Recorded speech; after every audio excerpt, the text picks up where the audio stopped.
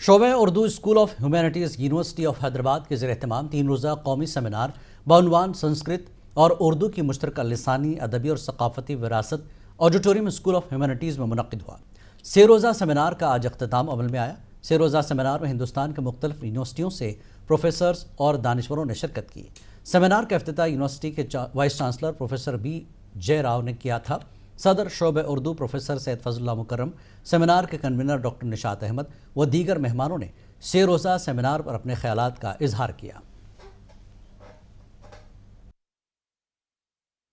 سنسکرت اور اردو کے حوالے سے، خصوصاً لسانی، ادبی اور ثقافتی حوالے سے ہم نے سیمینار منعقد کیا ہے۔ اس موضوع پر آج تک شاید ہی کہیں کسی یونیورسٹی میں سیمینار منعقد ہوا۔ یہ ہمارا پہلا موقع ہے۔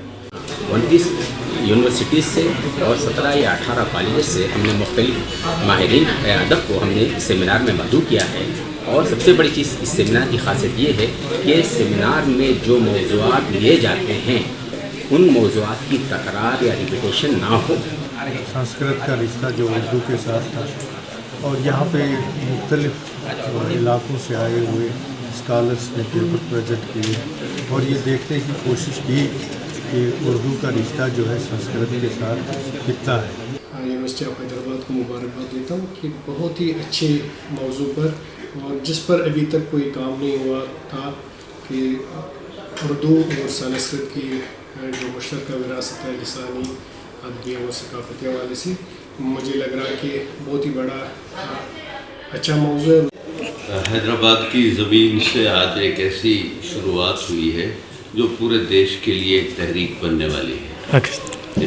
سنسکرت انفلوئنس کرتی ہے بھارت کی ساری زبانوں کو، اور اردو تو سنسکرت سے نکلی ہوئی زبان ہے۔ سنسکرت